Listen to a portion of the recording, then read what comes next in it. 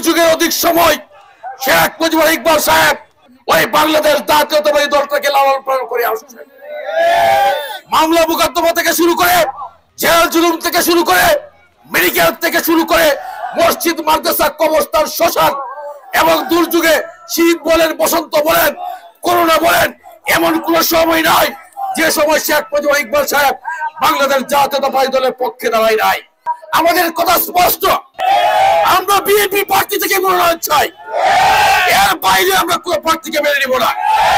এই আসন বাংলাদেশ জাতীয়তাবাদী দল বিএনপি আসন। বন্ধুরা আমার, তারেক রহমান সাহেব, আপনি আমাদের সর্বোচ্চ ফোরাম, আপনার কাছে অনুরোধ রেখে বলছি, বেগম খালেদা জিয়া আপনার পায়ে হাত রেখে বলছি, আজকে 36টি বছর যাবত ওই বাংলাদেশ জাতীয়তাবাদী ছাত্র দল করতে করতে আজকে বিএনপি করি।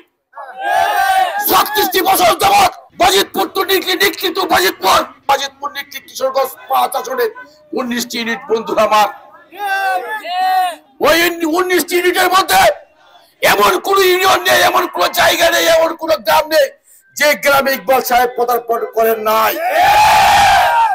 ইকবাল সাহেব তার জীবনের সমস্ত কিছু দিয়ে ওই বাজিতপুর উপজেলা বিএনপি নিকলি বিএনপির পক্ষে দাঁড়িয়ে আছেন।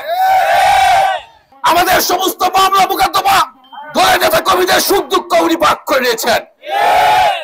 আজকে কেন দলের সুদিনে বাজিতপুর নিকলি দলের 5 আসন স্থগিত করে রাখা হবে? অবিলম্বে বাজিতপুর নিকলির কিশোরগঞ্জ 5 আসনের শেখ মুজিবুর ইকবাল সাহেবকে মনোনয়ন দিতে হবে।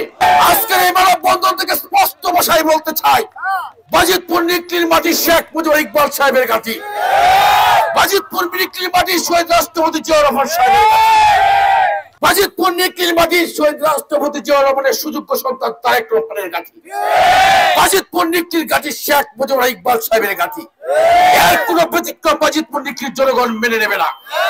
তাই আপনাদের কাছে উদারত আহ্বান, সবিনয় অনুরোধ, স্থায়ী কমিটি মহাসচিব ম্যাডাম তারেক রহমান সাহেব, আপনাদের কাছে আমাদের দাবি, আমাদের অনুরোধ, বাজিতপুর নিকলির আসন শেখ মুজিবুর ইকবাল সাহেবকে দিতে হবে।